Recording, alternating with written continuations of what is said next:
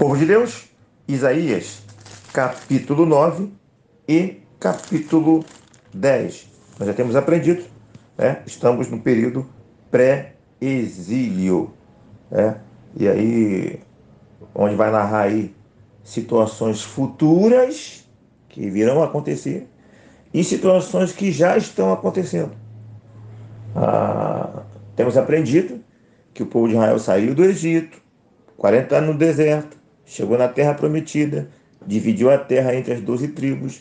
Depois de um tempo, essas 12 tribos brigaram entre elas. Das 12 tribos, 10 foram para a região norte, capital Samaria, e 2 ficaram na região sul, capital Jerusalém. Região norte, quem liderou inicialmente foi Jeroboão. E lá passaram uma sucessão de rei, não sei se foi 19 ou 20. Depois vou botar a relação aqui. Como ela já foi colocada a relação aqui. No momento que eu estou gravando agora ainda não coloquei. Mas quando você estiver ouvindo, certamente já estará sendo colocado no grupo e nas imagens geral. Talvez até no canal. Ah, então, vários reis, 19 de um lado e 20 no outro. Todos os reis do Reino do Norte, todos eles foram rebeldes, sem exceção. Foram maus reis, ok? Todos. E aí,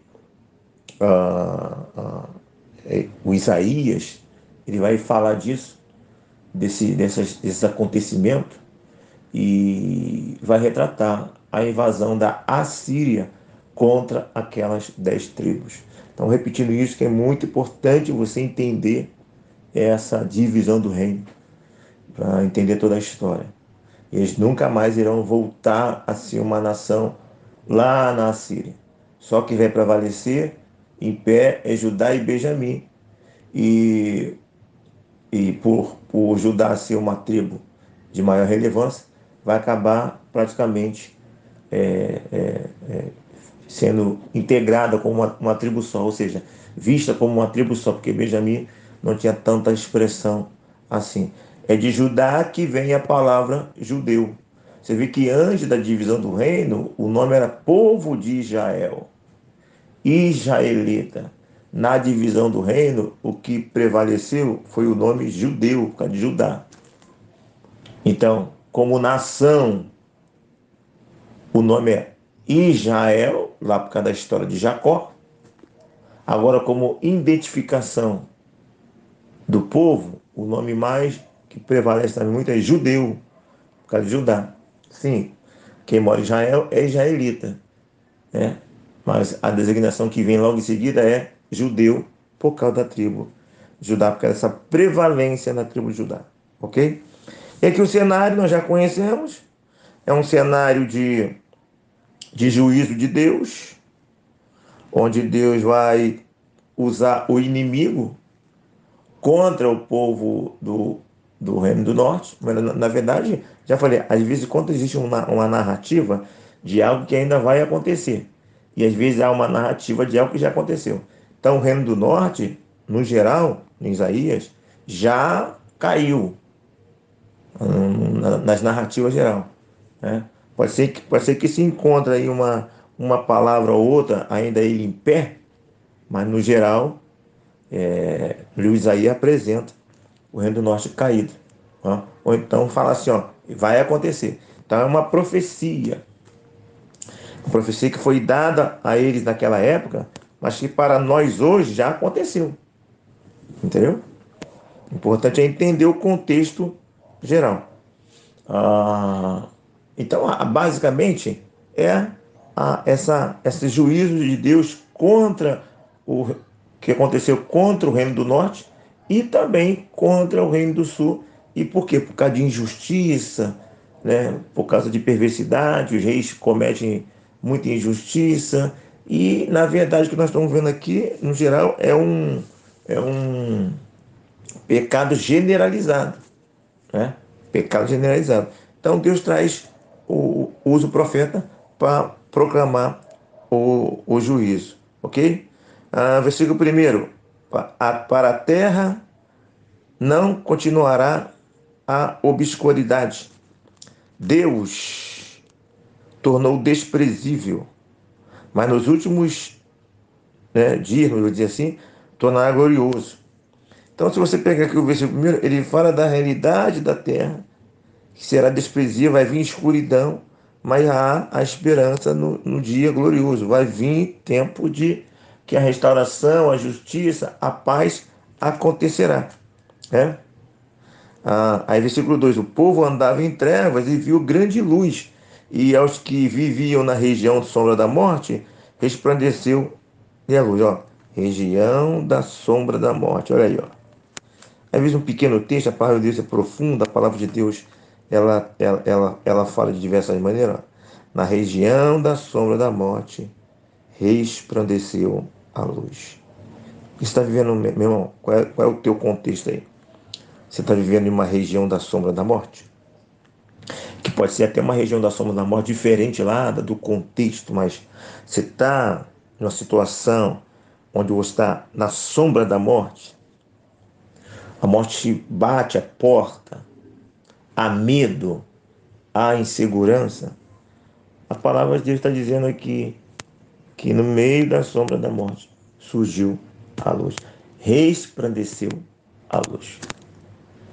Então, em toda a Bíblia nós vemos esses relatos acontecer e nós precisamos nos apegarmos a isso, na confiança, na esperança que no meio da sombra da morte, na escuridão, pode surgir a luz. Não podemos afirmar, porque nós não sabemos a vontade final de Deus. Nós sabemos só a nossa, mas não sabemos a vontade final. Mas uma coisa nós podemos ter a certeza. Basta uma palavra desse Deus. E seja qualquer que for a situação, tudo muda. Pode vir a luz diante da sombra da morte. Né? E é claro que aqui ele está falando lá de um contexto do Velho Testamento, que depois vai vir a restauração, e profeticamente ele está falando de Jesus no sentido espiritual. É o que os estudiosos, é o que nós sempre entendemos. O Velho Testamento sempre tendo aí muitos pontos com duplo sentido para aquela época e para a época de hoje. Assim como diz o versículo 6, né? Porque o menino nos nasceu, um filho se nos deu, e o governo será sobre os seus ombros. Seu nome será maravilhoso conselheiro. Deus forte, Pai da eternidade. Ele é o Pai da eternidade. Essa eternidade ele colocou em nós. Entendeu? Nós somos eternos. Ele é o príncipe da paz. Ele não, a essência dele não é a guerra. Nós é que fazemos guerra contra ele. Ele é maravilhoso conselheiro. Quem você tem buscado como conselheiro? Hein? Tem buscado Deus como maior conselheiro? A palavra dele, ou pessoas, ou seres humanos, tem sido seu refúgio de conselheiro. Ele é um maravilhoso conselheiro. Okay? E eu fico imaginando que muitas vezes, como sempre digo, nem mesmo o profeta tinha uma ideia da extensão do que ele estava profetizando. Nem, né? A extensão da composição musical que eu sempre falo, a extensão de uma pregação, né? A extensão de uma poesia, de um hino. E aqui ele está profetizando e tem sentido lá para a época dele, mas ele nem imaginava que Deus, na verdade, tinha algo maior e que o filme de Deus, o que ele escreve é muito mais extenso do que se imagina. Então eu sempre falo, o filme de Deus, né? A Bíblia é o filme de Deus. Nós precisamos entender esse filme todo. E esse filme, na verdade, é uma série. Aqui, ó, acontecimentos lá para aquela época do passado que tem extensão por dias de hoje, nossa época aqui agora, e ainda tem muita coisa que se estende ao futuro escatológico. Ok? Então, versículo 7, só finalzinho. O zelo do Senhor dos Exércitos fará isso. Então ele falou, eu vou fazer, eu vou destruir, eu vou arrebentar com todo mundo e depois vou restaurar. Isso é resultado de quê? Do zelo do Senhor que fará tudo isso. Né? Muitas vezes, meus irmãos, o zelo do Senhor fez ele fazer aquilo. Muitas vezes nós deixamos de fazer muitas coisas na obra do Senhor por falta de zelo. Nós somos relaxados, nós não nos posicionamos politicamente, socialmente, na empresa, no colégio, na faculdade, na família, na vizinhança, em tudo quanto é situações, muitas vezes nós nos calamos, nós vemos as coisas erradas e as pessoas veem as coisas, tá vendo que está errado e as pessoas se calam. E sabe por que se calam? Porque falta zelo, né? Zelo das coisas do Senhor. Há muito mais interesse nas vantagens, há medo de se perder alguma vantagem, há medo de se perder o emprego, medo de se perder uma posição, medo de receber oposição, medos e medos. E aí o medo muitas vezes é maior do que o zelo. Mas Deus fez aquilo tudo lá por causa do zelo dele. Jesus, quando veio, quebrou a mesa dos cambiadores, né? Que falou que a casa dele não será chamada casa de oração. Ele fez aquilo por causa do zelo. Percebeu? Versículo 9: os moradores de Samaria eram soberbos, eram altivos de coração. Olha o que eles diziam, os moradores: os tijolos, né, ruíram, né? Isso tá no, caiu tudo. Isso são situações de cerco. Quando Samaria vem atacar para dominar, ela vem por etapa, ela vem um pouquinho, arrebenta um pouco, depois volta, vai. Muitas vezes a destruição ela vem por etapas. Aí depois que já tinham sofrendo a destruição, o que eles falam, vão reconstruir de novo. Tornaremos a edificar com pedras lavradas. Então foi destruída, mas nós vamos fazer de novo. Vai fazer de novo, aí vem o Senhor de novo e rasca, porque o juízo todo ainda não acabou. Imagine se esse fogo, se essa garra, se essa vontade fosse aplicada ao zelo da palavra do Senhor, à justiça, a construir coisas para o Senhor, a construir socialmente. Lembra lá no Velho Testamento, capítulo 11 de Gênesis? Vamos construir uma torre. E quando o pessoal quer construir, o pessoal constrói. Se aquela força fosse direcionada para a coisa certa, para fazer a vontade do Senhor, né? Muitas vezes nós temos um potencial e esse potencial não é usado para as coisas de Deus, é usado para as coisas erradas. E aqui eles estão usando o potencial dele para a coisa errada. E você é assim? Então faça. Vai, continua mesmo. Aí o Senhor vai lá, não acabou ainda todo o juízo de Deus e arrebenta com todo mundo. Então, eles eram altivos, não é isso? Eram altivos. Olha o versículo 13. Todavia, este povo não se voltou para quem o fere, nem buscou o Senhor dos Exércitos. Tem criança que, mesmo depois de apanhar, continua com birra. Ela apanha, mas ela fica ali apanhando e birrenta. O povo de Israel era assim, né? O povo de Israel, Judá também, apanhava, mas não mudava. Muda não, então lasca mais. Ok? Versículo 15, no final, o profeta que ensina a mentira, né? Versículo 16, guias do povo que são enganadores. Dirigentes são devoradores. Então, também, olha só, versículo 17, órfãos das suas viúvas, todos eles são ímpios, malfazejos, e toda boca profere doidices, né, loucura. A mão deles continua ainda estendida, ou seja, tá, se você pegar aqui esses versículos 15 a 17, você vai ver o retrato do que aquele pessoal era, né? Até aqui tem relato de pessoas simples que praticavam essas maldades, né? Guias cegos, líderes cegos, dirigentes cegos, pecado generalizado, loucura.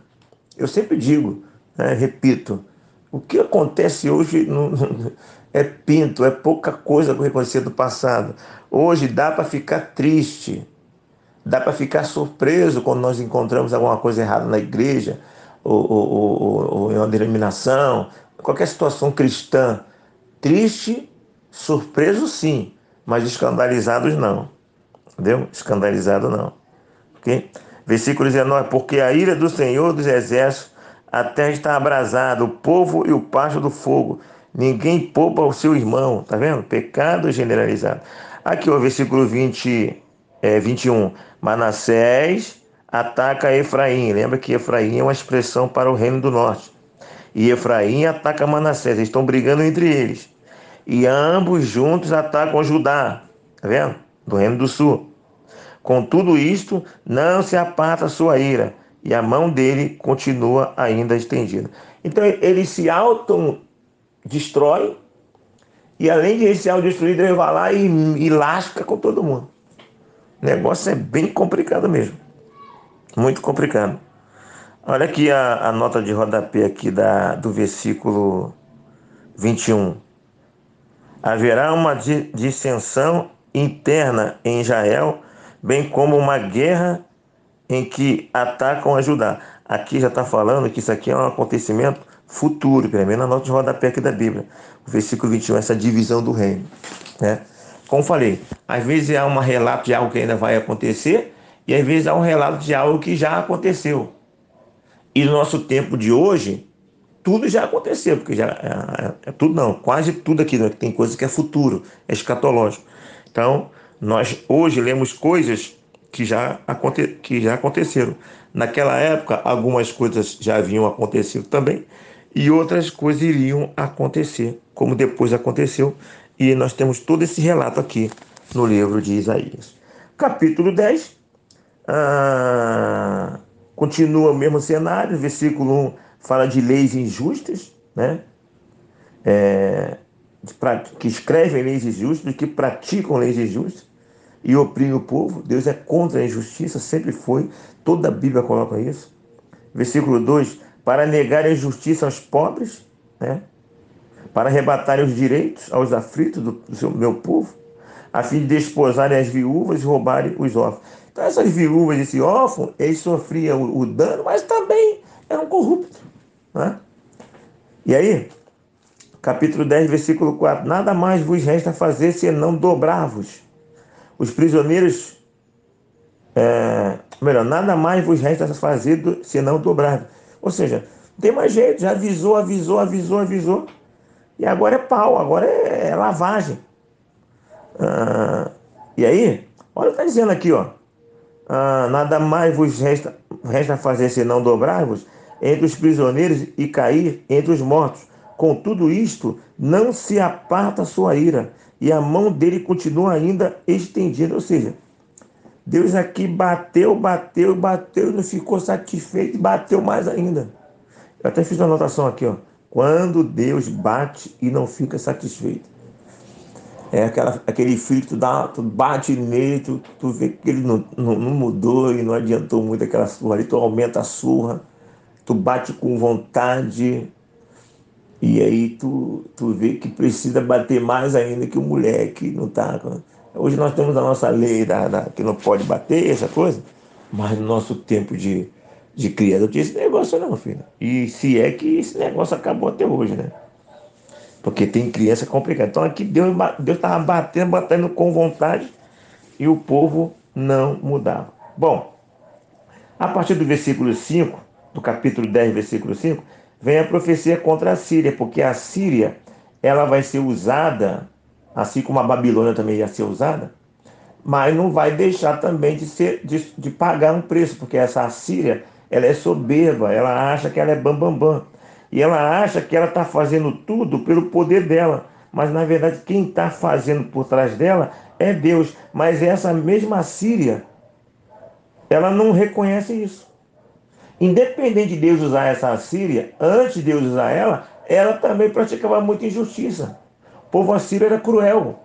Então ele vai ser usado, assim como Babilônia, mas depois vai pagar o seu preço. No versículo 7, mostra que a Assíria achava que ela estava fazendo tudo aquilo pelo poder dela, né? E Deus fala assim, tu está achando que é o teu poder? Depois tu vai pagar o teu preço também, né?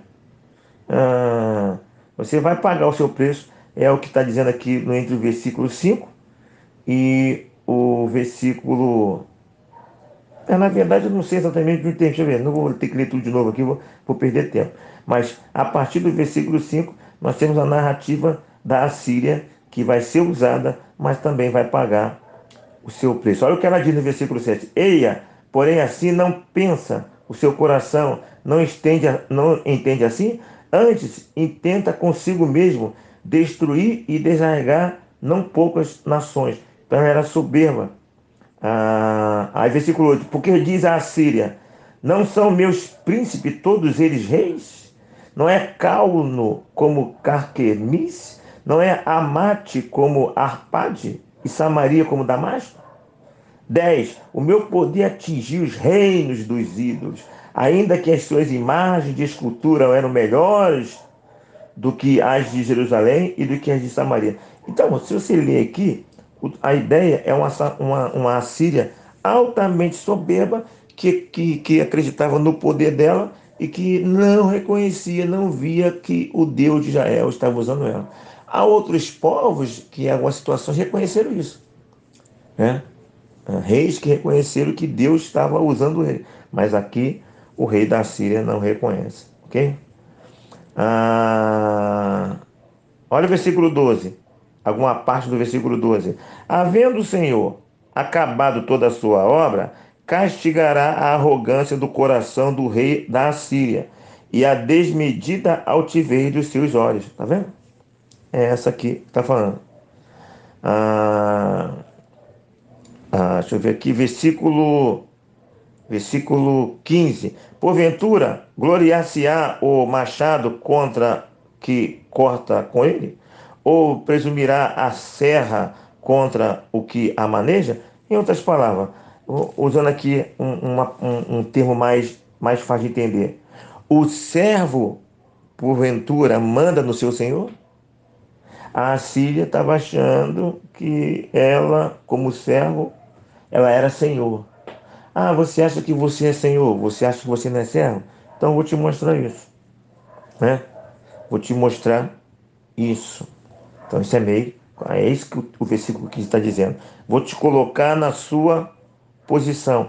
E uma das maneiras que Deus vai colocar a Síria no devido lugar dela, está retratado no versículo 16. Vai mandar enfermidade. Um dos castigos que Deus sempre usou na história é a enfermidade. Claro, não é porque a pessoa está enferma que significa que é castigo de Deus. Existem enfermidades naturais e existe enfermidade sim que é consequência do pecado também natural, né? Enfermidades naturais, bactéria, alguma coisa, enfermidade por consequência do pecado e enfermidade também que é enviada por Deus. E num contexto de enfermidade, tudo isso precisa ser avaliado, ok? Porque se for uma questão espiritual, confissão resolve. Se for uma questão natural, milagre resolve. Graça de Deus resolve. Não é isso? E se for também castigo de Deus, confissão resolve. Então, trabalhar todos os aspectos, não só um aspecto só. Ok? Ah, Pelo que o Senhor dos Exércitos, enviará a Tísica, no versículo 16. Bom, encerrando já, versículo 19: o resto das árvores das florestas será tão pouco que o menino saberá escrever o número dela. Então, ele está falando aqui da devastação, floresta devastada, né? Aí, versículo 20: acontecerá naquele dia que os restantes de Israel e os da casa de Jacó, que se tiverem salvo, nunca mais se estribarão naquele que os feriu, mas, com efeito, se estribarão no Senhor, o Santo de Israel. Ou seja, não vai mais confiar na Assíria. Depois que você vê que a Síria foi destruída, vocês vão confiar no Senhor. Ao versículo 21, os remanescentes, os restantes se converterão ao Deus forte. Sim, os restantes de Jacó. Mais uma vez a Bíblia falando dos remanescentes. Ele vai destruir todo mundo, mas ele refaz, ele reafirma que de um pequeno ele trará tudo de novo. Esse pequeno remanescente é santo? Eu creio que não. Ele pode ter menos pecado, mas é pecador como todo mundo. Mas pode ser que realmente há uma pequena parte aí que não tenha se envolvido com o pecado. Eu acho muito difícil. Eu tendo mais a acreditar que esse pessoal restante aí é o que tem menos pecados e mesmo tendo menos pecado, já seria o merecedor de ser destruído. Mas Deus, por ele, pela palavra dele, né, pela promessa dele, por ele querer ter um povo, ele vai escolher alguns, não porque eles merecem, mas porque Deus tem os seus propósitos. E para realizar o seu propósito, ele fez um pacto que esse propósito seria feito com o povo dele. Esse povo já está estabelecido, esses filhos já são rebeldes, mas não deixam de ser filhos, apesar de ser rebeldes, né? Então ele vai escolher alguns desses filhos rebeldes que de repente pecaram menos para começar tudo de novo. Versículo 22, só um pedacinho. O restante se converterá. Está no versículo 22. Versículo 24. Pelo que assim diz o Senhor dos Exércitos: Povo meu que habita em Sião, não temas a Assíria quando te ferir com a vara. Contra ti levanta o seu bastão à maneira dos egípcios, porque daqui a bem pouco se cumprirá a minha indignação e a minha ira para a consumir, porque o Senhor dos Exércitos suscitará contra ela um flagelo. Então essa Síria oprime o povo, mas quando chegar a medida correta, que o povo já foi oprimido, já pagou o preço que tem que ser pago, o Isaías fala, agora vai chegar a vez da Síria, e esse que oprime vocês será tirado essa opressão de vocês. Versículo 33, o Senhor dos Exércitos, cortará os ramos com violência, né? As árvores de alto porte serão derribadas, e as altivas serão abatidas. Cortará com ferro a brenha da floresta, e o Líbano cairá pela mão de um poderoso.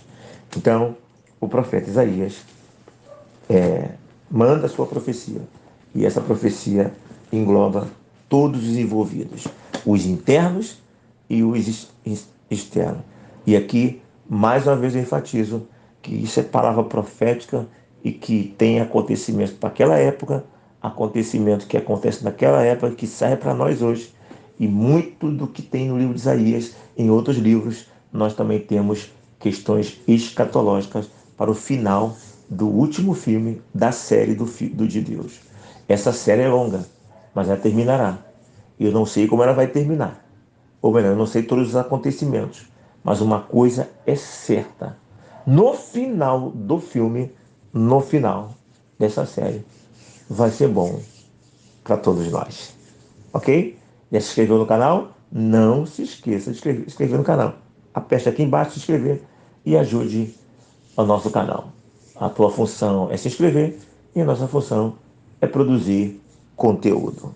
Aqui, Pastor Renê, pense em todas essas coisas e que Deus nos abençoe.